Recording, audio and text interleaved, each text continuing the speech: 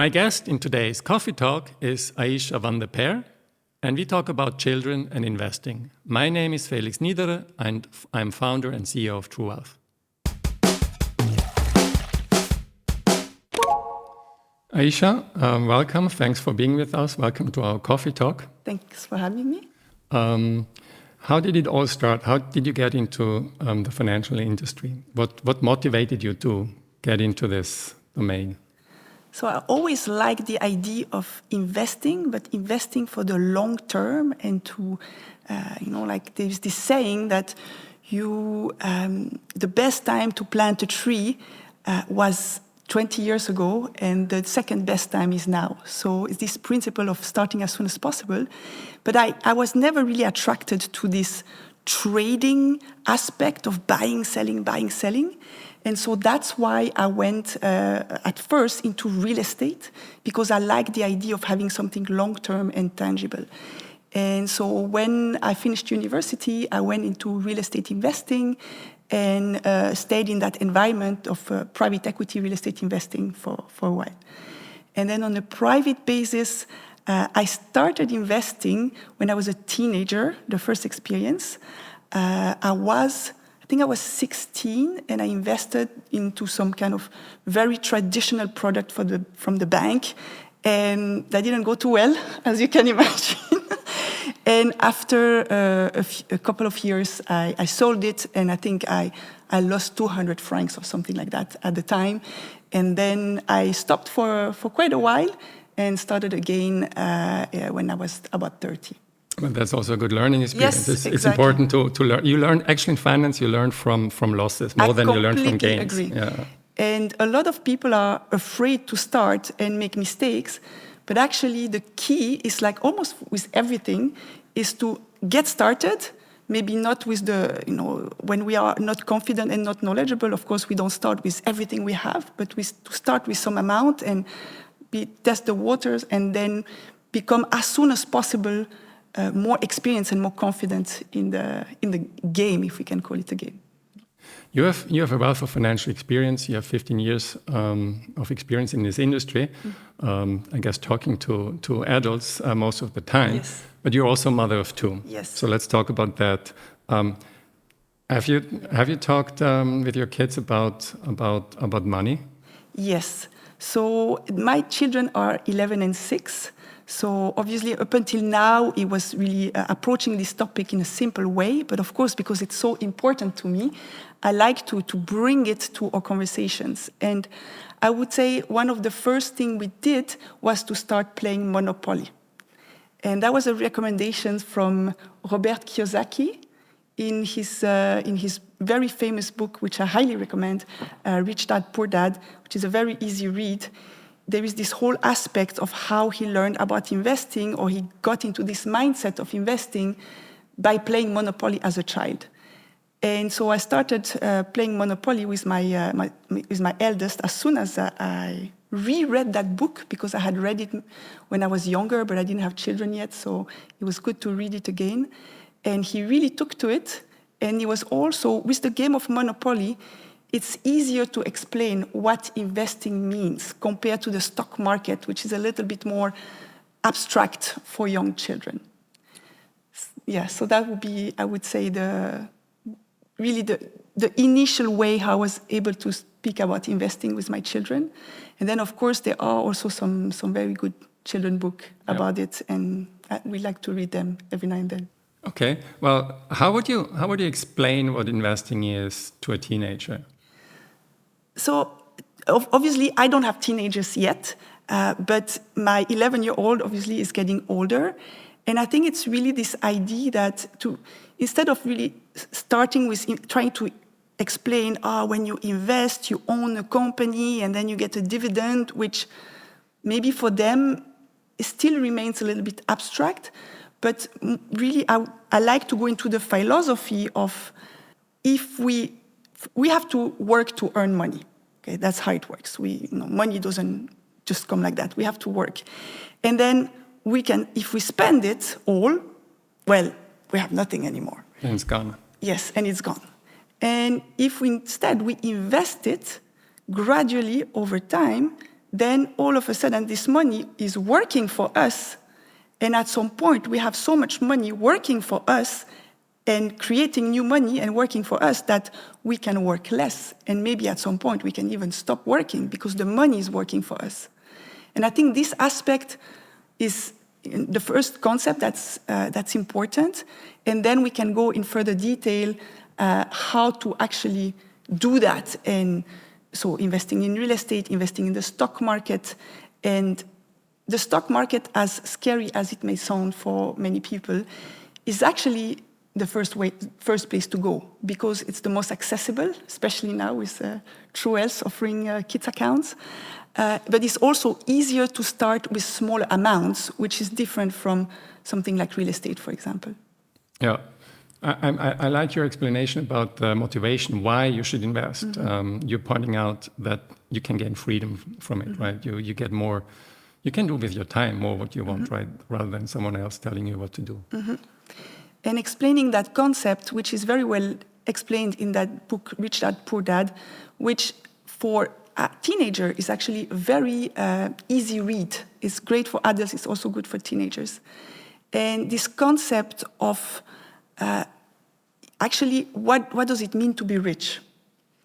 What does it mean? Are you rich if you have 100,000? Are you rich if you have 1 million? Do you need 10 million?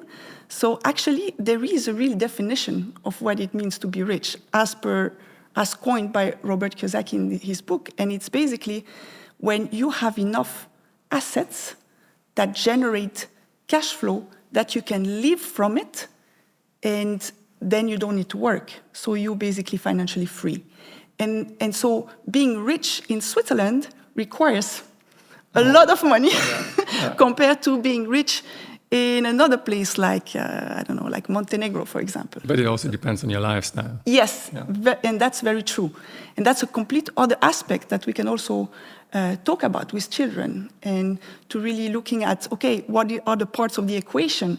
There's the part where I need to have assets that work for me, but then there's the other part, what are my costs? And kind of find a balance to reach financial independence or at least financial security at some point in life. Yeah. I feel that some people are not comfortable with the idea of talking to children or teenagers even about money, right? Mm-hmm. Or investing, let's put it that way, right? Because they may think that investing is a topic for adults. Young people should be saved from this topic, right? They should spend their time and mind on other things, but not a thing like money investing, right? Mm-hmm. Why do people feel like that? Do you have an idea? I guess there is a bit of a taboo. Even if I feel I was fortunate to have very sound financial basis of education from my parents, I still remember when they would be talking about some big purchase and we would inquire about it and they would have this reaction, yeah, but this is not for children. And so maybe there is this taboo topic. There is also this aspect, a lot of people think that talking about money is greedy, so we don't want to teach that to our children. It's impolite even to talk about money. So there is this connotation, which is a real pity because children are not taught about money in school. So if they're also not taught at home, then who teaches them? Exactly. Yeah. And so, which is what we can see in the population, most people go through life without knowing much about money, or when they start getting interested, when they start approaching retirement, and at that time, there's only so much they can do to kind of catch up. Yeah, and financial literacy is important. Yes. Do you think that talking about these topics about investing in finances with young people and children helps to overcome inequalities when it comes to financial success in life? Yes, and I think there is really something conscious to be done with girls, because there are some studies and there are also some books about the fact that financial topics, even when parents believe they are being very equal in the way they raise boys and girls, without even noticing or knowing, they're actually talking about money in a different way. And they're also, quite frankly, especially in a country like Switzerland, also often showing these stereotypes that the man earns money and has a good job, and the woman works part-time and has a smaller job. And so this is the typical picture that a lot of children grow up with and that they internalize. And so if we don't a little bit overcompensate to make sure that women, that girls actually learn about how money works, how to invest, because it sounds complicated, but actually it's not. And I think that's a very important topic for more equality. So as parents, as mothers and fathers, we should also talk to our daughters about money and investing. Yes, about to both boys and girls. Yeah. There is this, typically, men are more interested, or I don't know if it's because they are more interested, but the way investing is depicted on TV, like in The Wolf of Wall Street, is very guy-style aggressive. And so this kind of image of investing obviously then is more appealing to men and to boys than it is to women and to girls. But as we know, this is not the best way to invest. And so the best way to invest is a lot more pleasant and can also be very attractive to women who don't like this more aggressive style of investing. Yeah. I mean, there's many studies that show that, financial literacy is not where it should be, and there's differences between genders. Yes. But there's also differences in interest, right? I mean, we know that in Switzerland, women tend to be less interested in money and finances, but that comes at a price. It's bad. I think it would be better they have more interest and they're more. So, and that's again, I think, because we say, women are less interested. I don't think that's the issue. They might be less interested, but why is that? Is it that physiologically women are built in a way that they are less interested in money? No, it's not like that. It's actually the upbringing, the environment, the cultural aspects that makes that somehow doesn't stimulate them or make them interested in that topic.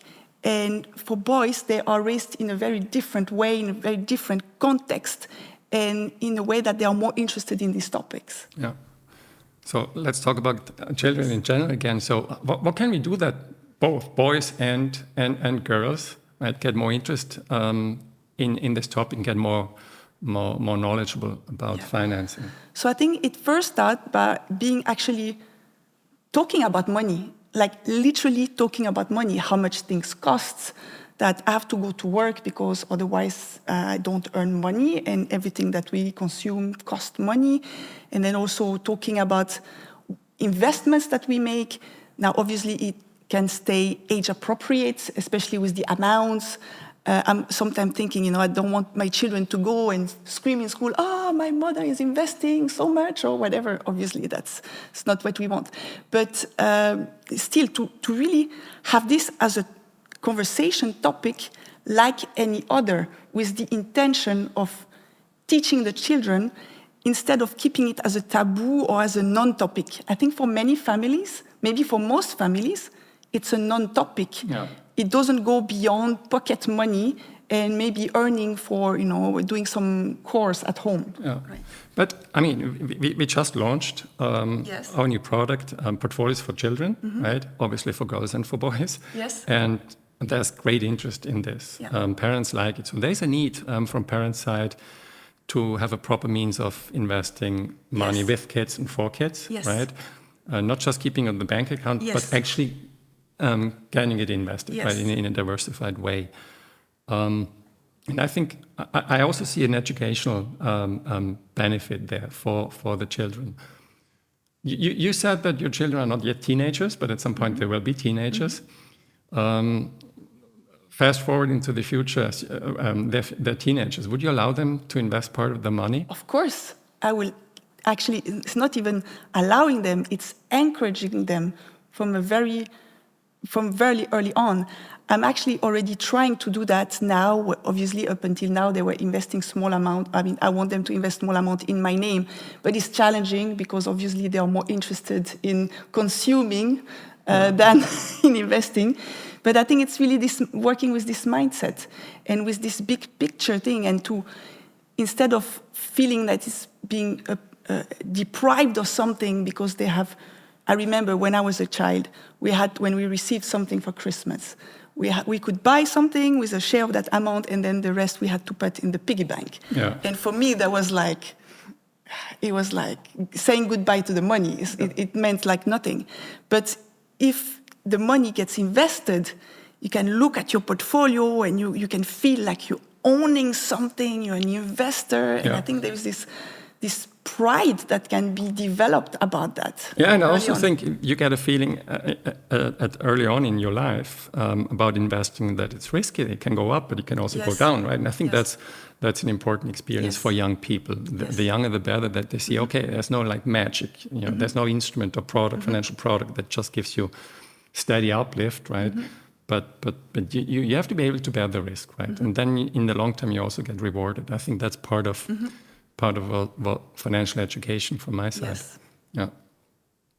I'm really looking forward to seeing like the reaction of our product in the long term, because we did something that no one does in Switzerland. So we allowed parents to grant access to grant their children access to their money, to the portfolio, right? And so they can see the performance. They can see, oh, now today it went down or it went up. I think that's great. And we also allowed them, parent can allow their children to customize the investment strategy, right? To play with that. Obviously, the parent has to approve of it, right? For legal reason, but also, it's still children. It's real money. I'm looking forward to like how this plays out, right? How many people will use this? I think it can be an instrument for financial literacy, but let's see there. So I'm glad that you would allow your children to invest. And what I think is really great is that to enable children to invest with an account at True Wealth not only teaches them literacy, but it also allows them to have an investment account very early on. Now, we could imagine that for many children, they're not going to accumulate or invest huge sums while they are underage. But as they start becoming adults and earning money, they already have an account. Yeah. And they can just add to it. And so they can start with this whole topic, with this investing, and also to benefit from compounding so much earlier in their life than the typical Swiss person who waits until they are 42 to kind of think, actually retirement, I should start thinking about that. Yeah, and when you think about it, like youngborn, right? A young child has 18 years of investment horizon, right? At least. And maybe longer, right? Maybe it's, 60 years or so, right? But it's the perfect time to start investing is when you get born, right? Yes, that's the perfect. Now that's possible because it was not possible up until now. Now that you're offering that, it's actually the best present a godfather or godmother can do is to to open the bank accounts for the godchild. Yeah. In your experience, have you had also like obstacles or difficulties talking about money with young people? I think, so I don't have so much experience talking with teenagers yet, other than I can see, obviously, they are more interested in consumption. And they have other priorities at that age. And so, especially if money discussions have not been part of family conversations for many years, gradually, then this whole topic is completely uninteresting at that age. That's what I've seen.